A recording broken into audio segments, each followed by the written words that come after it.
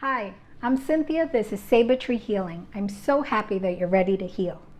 I want to help you heal and transform your reality. In this video, I'm going to be sharing with you 3 simple steps that you can start taking today to heal your life. These steps will put you on that spiritual path that'll get you from where you are today to your goal fast. I believe that healing is a spiritual practice. In order to heal effectively and quickly, you have to be doing the inner work, trying to resolve the cause of the disturbance that you're experiencing. By disturbance, I mean usually a pain or a emotional disturbance like anxiety presents in your life for some reason. In order to truly heal, you want to figure out what is causing those disturbances. Seeing healing as a spiritual practice gives you back control over your health, something that isn't happening right now in our healthcare system. As an acupuncturist, I have the experience of people coming to me wanting help in healing various conditions in their lives, anything from chronic pain to anxiety or insomnia. I noticed an interesting thing happening. Many times, patients were willing to give me time, effort, and money to help them heal. Only when we started the treatment, over and over again, I would hear patients say things like, "Oh, I know I'm not going to heal from this. Oh, it's just me forever." This is mind-blowing to me. Why is it that so many people are willing to give that commitment of effort, time, and money towards something that they don't think they're ever going to heal? This made me realize that the reason that a lot of people aren't healing is that there is a disconnect between the mind-body. So this connection between your mind and body should be in sync and flowing smoothly. If it's not, then healing takes forever. You might be on that hamster wheel of healing for a long time without this connection. For example, with the patients coming in, their bodies were doing the right thing, meaning they were traveling to get to the office, they were committing all that effort. But their minds were on a different boat. Their minds were saying, this is never going to work. So that sync was out of sync.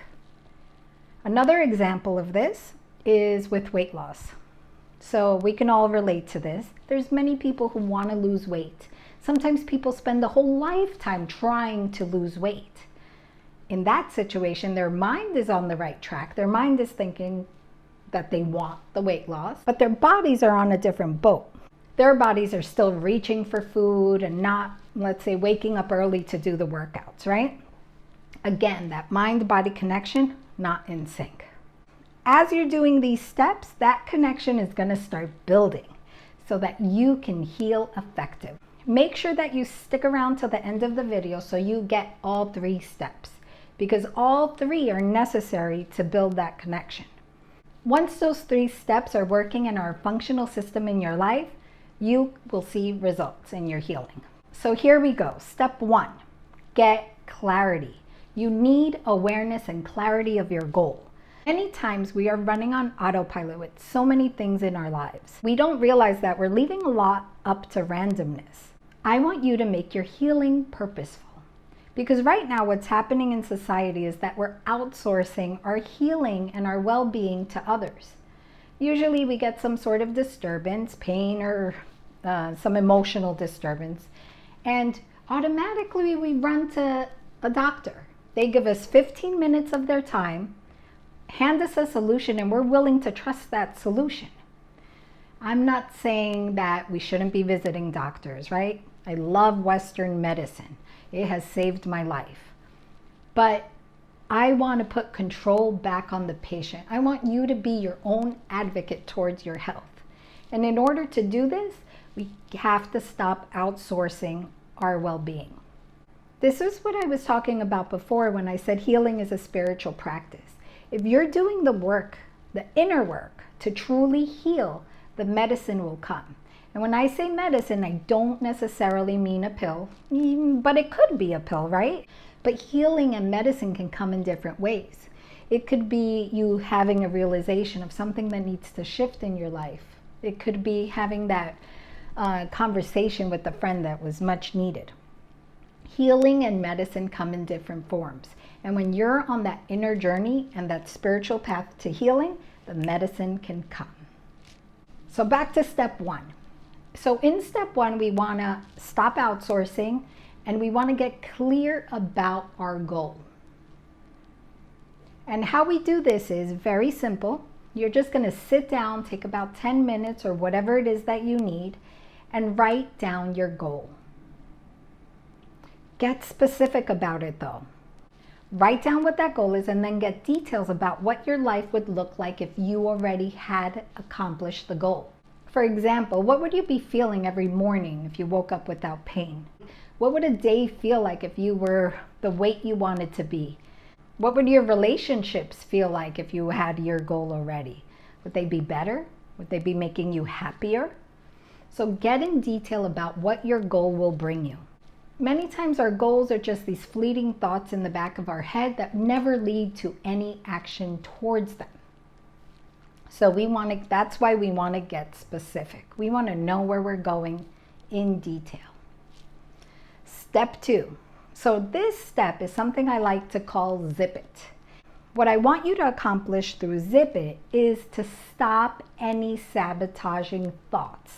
Don't allow any catastrophic thoughts that are sabotaging your goals to slip out of your mouth. This is going to take some practice. You're going to have to catch yourself saying it, stop, and rewind, right?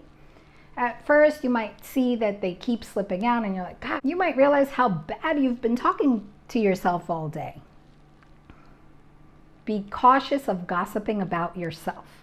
So many times what I realize people are doing is, let's say they're answering the phone for a friend and they'll gossip about their pains. They'll sit there telling the person all the pain they're in, what's not working for them. That is another blocker towards your goal.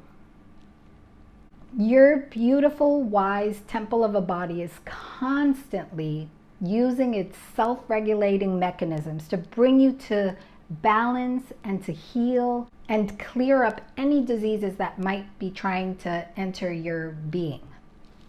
But if you're constantly sabotaging with words, your body gets a bit confused. So make sure that nothing that comes out of your mouth goes against your goals.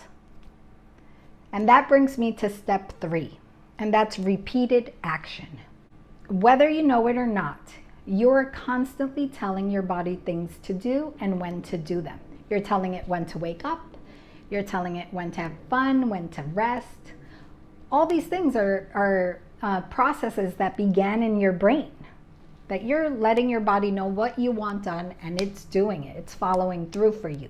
We need to realize that with healing, this should be happening also. We shouldn't just leave one of the most important things, like our health, up to randomness. We should be telling our bodies when to heal and that we want healing to happen. And the way that we do this is those 2 steps have to be happening, right? We have to know our goal. We have to not have any sabotagers towards our goals coming out of our mouth. And then we want to have an action that we're doing daily towards our goal. If those first 2 steps are functioning, if you're doing those first 2 steps, this 3rd step kind of comes naturally.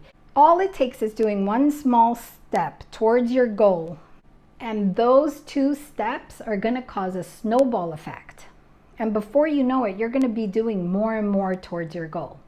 I'm not talking about that at first you have to do some revolutionary diet or travel to another country to see some magic healer.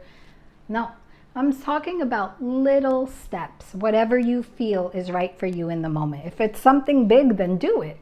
But it doesn't have to be that.